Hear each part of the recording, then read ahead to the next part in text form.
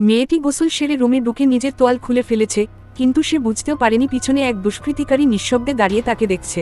মেয়েটি ঘরের ভেতর নিজের পোশাক বদলাতে শুরু করে আর পিছন থেকে এই দৃশ্য দেখে দুষ্কৃতিকারী ভীষণ খুশি হয়। মেয়েটি হঠাৎ পেছনে কিছু একটা অনুভব করে, যেন কেউ আছে।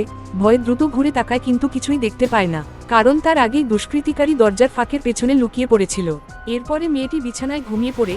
তখন দুষ্কৃতিকারী বের হয়ে ধীরে ধীরে তার কাছে এগিয়ে আসে। মেয়েটির আকর্ষণীয় দেহ দেখে সে আরও কাছে গিয়ে তাকে স্পর্শ করার চেষ্টা করে। ঠিক সেই মুহূর্তে মেয়েটি হঠাৎ ভয় কেঁপে ওঠে, আর চোখ খুলে দেখে সব স্বাভাবিক রয়েছে। এরপর মেয়েটি পানি খাচ্ছিল, আর সেই সময় দুষ্কৃতিকারী তার পিছনে এসে দাঁড়িয়ে পড়ে। মেয়েটি ভয়ে জমে যায়, একটাও শব্দ করার ওর সাহস পায় না। সে ঘুরে পালাতে চাইলেও দুষ্কৃতিকারী ক্লোরোফর্ম দিয়ে তাকে অজ্ঞান করে বিছানায় শুয়ে দেয়। এরপর দুষ্কৃতিকারী দরজা বন্ধ করে দেয়।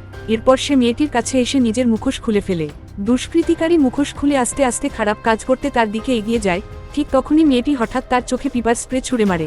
দুষ্কৃতিকারীর চোখের অবস্থা খারাপ হয়ে যায়। এরপর সুযোগ বুঝে মেয়েটি তার গোপন স্থানে জোরে লাথি মারে। আসলে মেয়েটি আগের থেকেই তার আত্মরক্ষার জন্য পেপার স্প্রে নিজের কাছে রেখেছিল।